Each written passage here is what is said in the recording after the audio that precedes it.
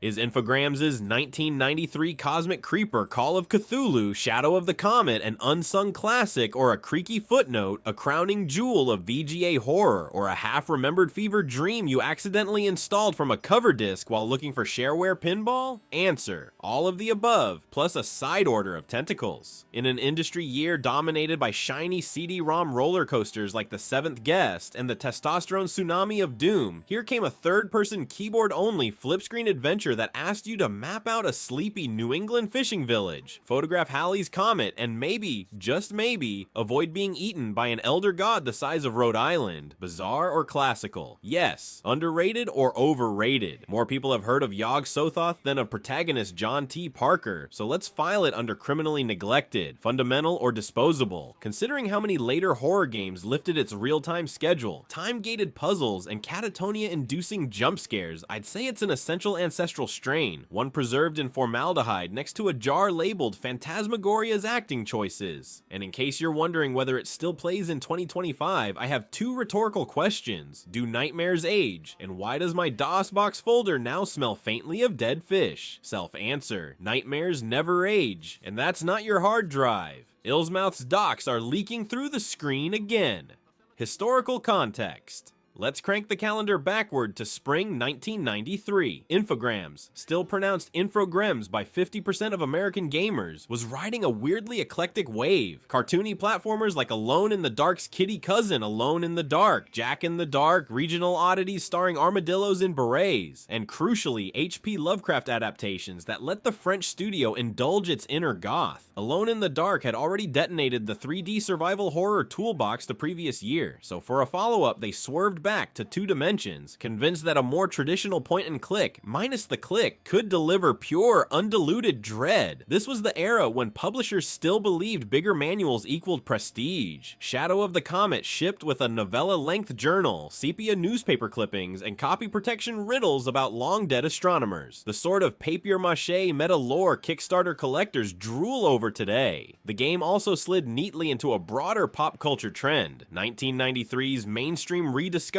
of cosmic horror, Chaosium's tabletop RPG Call of Cthulhu was celebrating a dozen years of sanity-shattering dice rolls. Metallica had howled Lovecraft's name over stadium speakers, and Alan Moore was busy folding eldritch gods into Swamp Thing trade paperbacks. Yet the PC space was largely content with chainsaw demons and FMV serial killers. Infogrames saw a gap wide enough for an interdimensional squid and pounced. I first met Shadow of the Comet in a dingy electronics aisle sandwiched between WordPerfect 5.1 and Bargain Bin Mystery of the Druids. The box art, a lone astronomer framed by a chalk-white comet tail above salt-bleached clapboard houses, looked like Norman Rockwell goes to Relia. I slapped down lawn-mowing money, lugged home 5 3.5-inch high-density floppies, the common DOS release, the 5 1/4-inch version infamously needed 7, and promptly spent an hour deciphering the French installer's default path. See Jux Comité naturellement. Launching the EXE, I was greeted by a MIDI overture equal parts Debussy and doom metal, and a title card that declined any mention of Alone in the Dark, as if to say, different beast, same nightmares. In hindsight, the timing was uncanny. Doom would drop in December and redraw the map of interactive horror around Twitch reflexes, but for one fleeting pre-id moment, Infogrames' New England Nightmare was the scariest ticket in town, drenching VGA palettes in fog and existential dread rather than arterial spray. When critics called it old-fashioned, Infogrames countered with a Gallic shrug. Sometimes the oldest methods, slow burns, literary obsession, dialogue thick with archaic dread, leave the deepest scars. Also, the studio's 2D toolset was cheaper than Polygon R&D. Budgetary tentacles meet cosmic tentacles.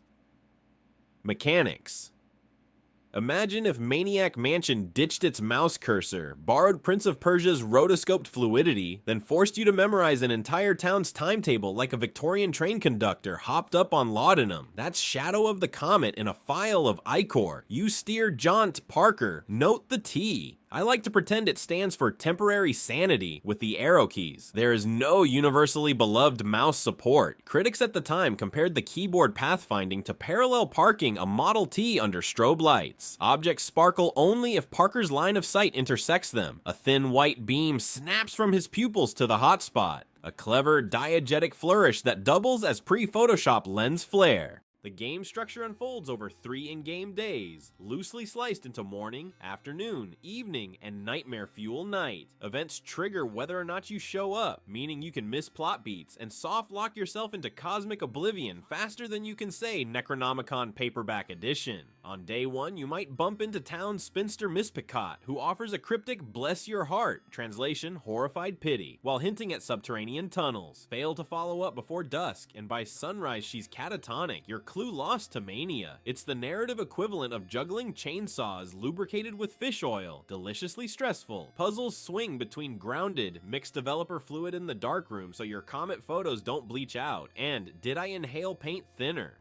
Steal a ceremonial dagger guarded by chicken wire barns, then swap it with a fake forged from melted church bells. My personal white hair moment involves the town library's locked reading room. The key sits inches from Parker's fingers, but a librarian blocks you like Gandalf in tweed. The solution? Distract him by tearing a specific page from a newspaper archive located in another building, bring it to him under the guise of rare document preservation. Wait until he wheels out a humidity meter, then grab the key while chanting, "This is fine," louder than Parker's internal monologue. Set pieces punctuate the point and prowl routine with proto-survival horror tension. A midnight graveyard chase sees robed cultists skitter through snow like glitched Pac-Man ghosts. One wrong turn, and Parker meets a pickaxe to the sternum, cueing the infamous game over voiceover. An Alan Bennett-esque actor intoning, "Poor Parker, so young and already in the next world," a line you will learn to hate love as deaths mount into the double digits. Later, Parker spelunks beneath Illsmouth's lighthouse, descending ladders that creak in CGA memories of King's Quest, only for the screen to bloom red as Dagon's spawn surge in Mode 13H Pixel Fire. Every death rewinds the clock but not your pulse. DOS horror understood psychological attrition decades before roguelikes made it fashionable. Graphics deserve their own sanity check. Infograms rotoscoped faces from vintage Hollywood stills. TV trope sleuths have spotted Robert Mitchum, Sidney Greenstreet, even a side-eyeing Jimmy Stewart cameo, slapping them onto 320 by 200 bodies like Eldritch Mr. Potato Heads. The effect is uncanny in the literal Freudian sense, simultaneously realistic and papier-mâché, as if you're watching an after-hours seance where Golden Age actors read stage directions from weird tales. The absurd element I promised earlier? Parker's camera tripod. It floats in and out of reality, sometimes visible as a full sprite, sometimes implied by a single clicking shutter sound, like Schrodinger's selfie stick. I spent half the game convinced the tripod was the true avatar of Nyarlathotep, manipulating inventory slots when no one was looking. Could I prove it? Number. Did it spook me more than any Fishman jump scare? Absolutely. Sound design marries early 90s MIDI with staccato digitized effects. Wooden doors groan like bassoon solos. Waves hiss in white noise bursts. Cult chants drone in crunchy 8-bit reverb. Play through Sound Blaster speakers and it feels charmingly archaic. Slap on modern headphones and the lo-fi grit mutates into ASMR from the abyss. The score main themes, a waltz that modulates into tritones whenever you examine anything involving tentacles. Subtle as a shotgun wedding, but effective.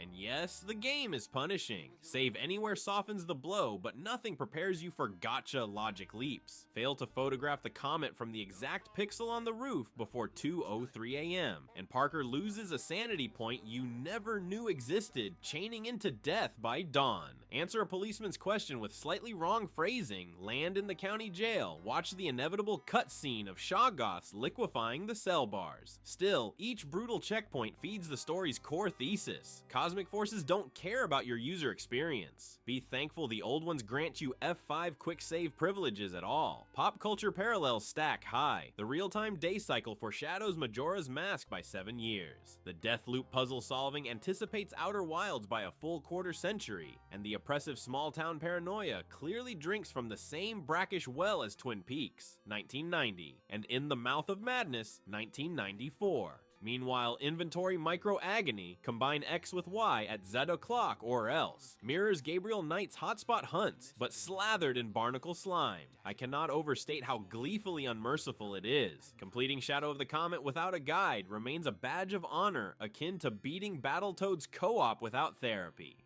Legacy and influence. So why isn't Shadow of the Comet name-checked in every Horror Game Hall of Fame tweet storm? blame timing, marketing, and a dash of Gallic contrarianism. Infogrames reissued it in '96 with the Chaosium-approved prefix Call of Cthulhu, but by then, adventure sales were drowning under FPS tsunamis and LucasArts' slick scum finales. Reviewers admired its story, yet sneered at keyboard controls. Computer Gaming World called manipulating objects painful, and they were grading on an Ultima 8 curve. The big boxes vanished from retail faster than Parker's sanity, and the CD-ROM generation forgot Illsmouth existed until GOG resuscitated it alongside sequel in spirit Prisoner of Ice in 2018-2015. Influence, however, lingers in design DNA. Ask Frictional Games' founders about their pre-amnesia inspirations. They'll mention the vulnerability, the locked door dread, the literary aesthetic, the fixed event schedule crops up in Deadly Premonition, pathologic, and the sexy brutal. The idea that death messages could be narratively voiced and darkly comedic blossoms in Resident Evil's You Died stingers and Dark Souls' infamous Crimson typography. Even modern Call of Cthulhu titles, from Cyanide's 2018 RPG to indie visual novel mashups, borrow elements. Coastal Decay, journalist protagonist, Comet-related occultism, yet none replicate that stagnite mixture of methodical exploration and spiteful booby traps.